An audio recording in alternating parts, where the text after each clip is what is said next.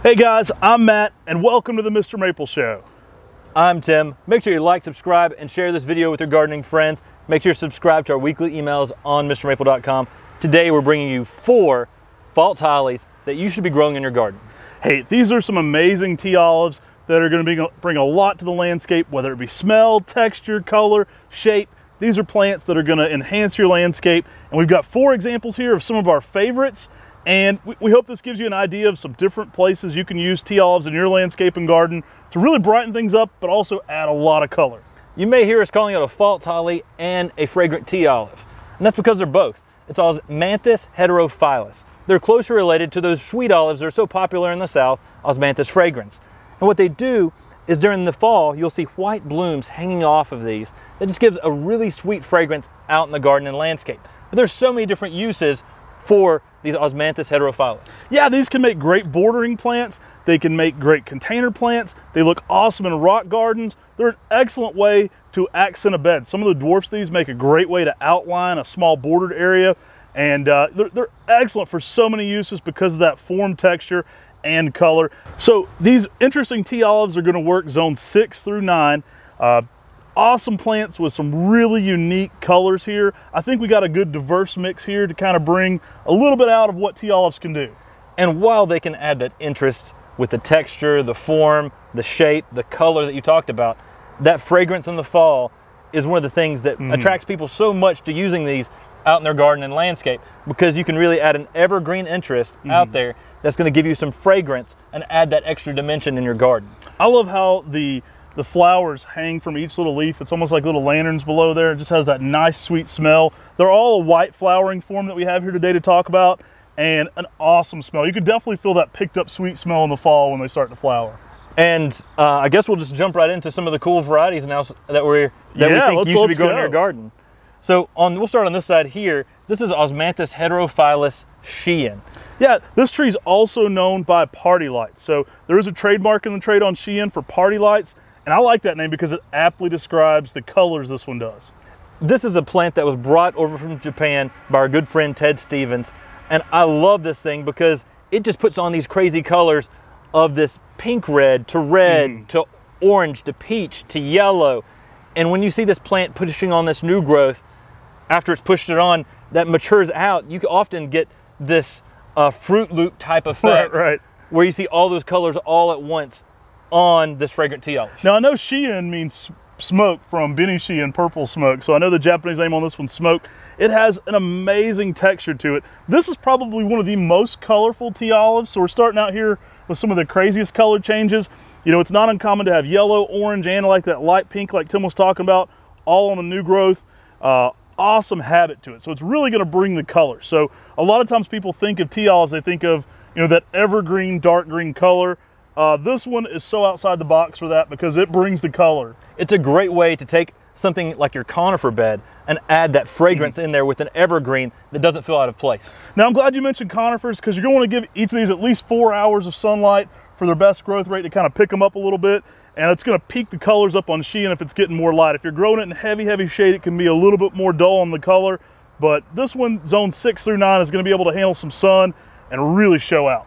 Make sure you give the OSMANTHUS heterophylllus good drainage as well to really ensure their success. These are plants that are easy to grow though, that are false hollies because they have that leaf that looks almost like a holly, but they also get that extra fragrant bloom to really enjoy. Sheehan is one of those plants that's going to get about 4 to 5 feet tall by about 4 to 5 foot wide in 10 years. So it doesn't make a huge plant, but it gives a lot of great color in a smaller space, a very tight, compact habit. And it's something that can really add those colors with an evergreen. Oh, it's amazing. The colors really blow me away. I love that it has all that diversity within itself. It contrasts with itself. You know, it kind of creates that bouquet even within itself. A really fun plant for cut flower arrangements, things like that. Another use for these, people will take stems of this and use it in flower arrangements, especially the hollies and the Christmas arrangements. You can use them for the same purposes, but a very colorful plant. And I think probably the most colorful of the tea olives. It's definitely got the most diversity in color. Because it's really got that Fruit Loop effect. And that where it's got that pink, the orange to the yellow with the green down below. is something that when you walk up to it and you see all that on one plant, right, it's hard to capture how beautiful and how unique that just grabs your attention and pulls you in. So moving on from one of the most colorfuls to one of the brightest ones, we have OGON. Now, if you know the name OGON, OGON is synonymous in Japanese with golden or yellow, and that's exactly what OGON brings, bright, bright yellow coloration. Now, I believe this is one of the plants that one of our good friends, Barry Yinger, brought back to Brookside Gardens in Maryland. Barry is one of those people that when you start talking about plants from azaleas to pines to almost a lot of cool plants, he was one of the plant legends going to Japan. Pioneer of stuff like this. Yeah, and bringing plants back and introducing them into the nursery trade. And OGON is one of those plants that's just awesome. You know I love the color yellow. This is a yellow fragrant tea olive.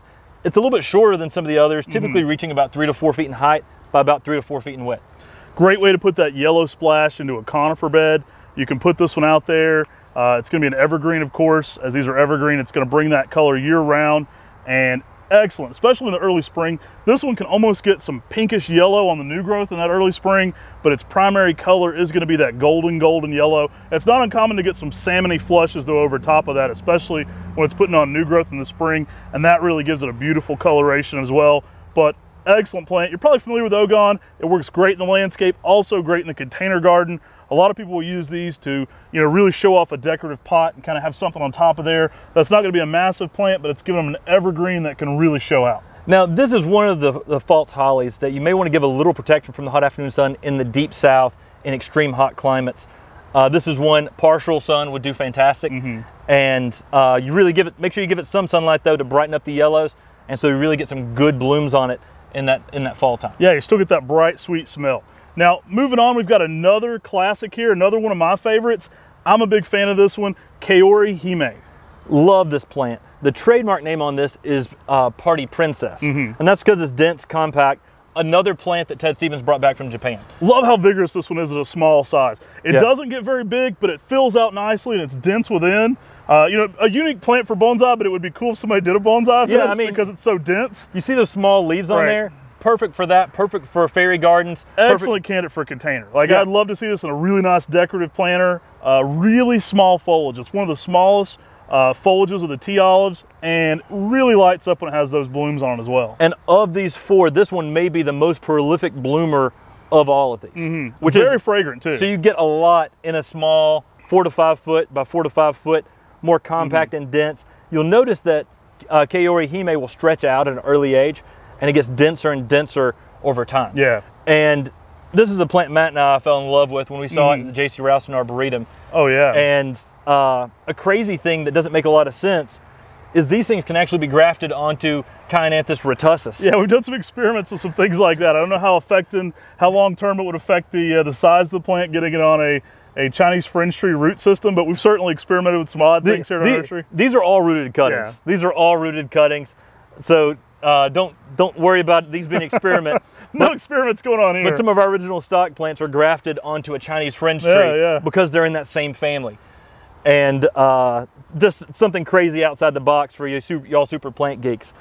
Really fun plant though, because of it being a prolific bloomer. It's also one of the ones that blooms at the earliest age, and so I've seen this one bloom at a very young age. I think because of that too, it's one of the ones I associate with that smell a lot, because I've seen it blooming a whole lot. So you kind of get that smell even at an earlier stage with this one. And I think nurserymen love this plant too, because it fills out like a 3-gallon size relatively quickly. They root easy, so it's really easy plant to root, but it fills out nicely. But doesn't get, it's like the oxymoron, the most vigorous dwarf. Yep. It kind of fits that oxymoron of the most vigorous dwarf. It doesn't get gigantic long term, but it fills out nicely. But like you talked about, for bonsai, this would be an excellent candidate, because that small foliage, you get blooms on it too that are the small blooms. I mean, this is just a plant that's just really unique and really different and captures your eye just because it's so different from the other fragrant tea olives that you may be familiar with. Yeah. So next up, we have one of my favorites. I mean, it looks like little samurai swords, little throwing stars. It's probably the most spiky OSMANTHUS heterophylus, HARIYAMA. Yeah, really unique one here. I love it for its spiky overall appearance. I mean, this one almost is cacti in its representation of spiky parts coming out to it. It is a very unique plant here in the landscape. Typically a little bit bigger than the others, in that 6 to 8 foot range, but it really brings the drama with all that jagged you know, edging to it. Every little leaf has its own jagged, sharp edge to it. It's really unique and really different. Ted Stevens brought this back from Japan. What it said it is it's a seedling, chance seedling from OSMANTHUS heterophylus sasaba. And that's also a spiky version already. And then someone selected the most spiky version on top of that, which became HARIYAMA. If I could think of any difference between the two, it's almost more Makawiyetsu boosted out. It's like tighter, so the tighterness makes it look even sharper. If anything, it looks even like more jagged, tight clusters. And it actually, it actually has a few extra points too, right? Which makes this thing just have that ornamental appeal that you think about for bonsai, for a Japanese garden. I mean, this is a plant that could be used as a specimen out in the landscape, right? Because people will be drawn to it. Hopefully not too close, but drawn to it because this thing is so unique and so different. HARIYAMA is definitely one you can use as a focal point planting in your garden. Awesome plant, really unusual, really different. It is a little bit taller though. This is one that in 10 years can get up to about 6 to 8 feet. So once it gets established, it can grow a little bit faster. But this is a plant that is really unique, really special, really different. And these are actually all different selections from Japan. I mean, it's amazing that there's so much diversity in OSMANTHUS heterophylus. They've all got that white blooms. They've all got some good, nice fragrance to them. And they've all got this unique leaf. But you see color variations, leaf size variations, and even variations on the texture of the foliage itself. Right, these make a great deterrent. You can put these up as a border. They're a little spiky, they are a little prickly to the touch, so anywhere you need a little prick in the garden, this might be a good plant to plant as a border. You can kind of create that border though to keep animals out. It's a great plant for so many reasons. I've certainly seen some of these used as a bordering plant and kind of hedging off areas in the garden that way. I think it's an excellent way to add texture. You compare these with your Japanese maples and conifers for great diversity of texture and color. You know, these are just 4 of our favorites that we're talking about here because I think these are so unique and outside the box. And being that they're evergreens, they can also be used on a small scale to screen something out that's maybe small that you're trying to block from vision around a foundational planting or something like that. Yeah. They're not going to have invasive roots, so they make great foundational plantings as well. Now, of these 4, Tim, these are our top 4. Which is your favorite of the group?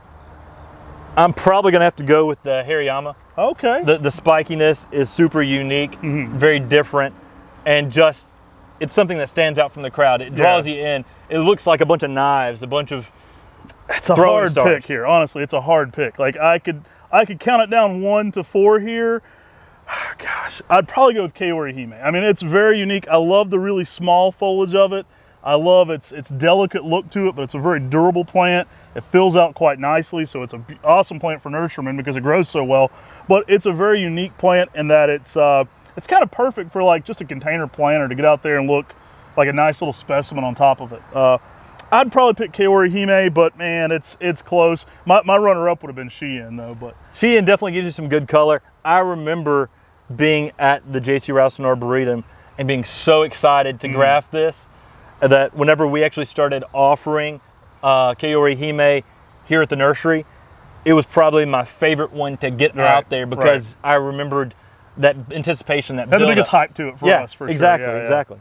Yeah, so these are just 4 tea olives that you can add to your landscape. You'll be adding color, texture, evergreen quality, but also that amazing smell that the tea olives bring in that early fall. Awesome plants. These are 4 you need in your garden. Make sure to like, subscribe, and share this video with your gardening friends. Thanks so much for watching the Mr. Maple Show. If you want more diverse content here of different types of plants we're growing, just let us know. We're doing some garden tours. We're doing a whole bunch of different content here on the Mr. Maple Show. As always, we're normally focused on Japanese maples, so if you love that kind of content, you definitely have to like and subscribe. We definitely appreciate you making it all the way to the end of this video. Take care. God bless. And have a great day.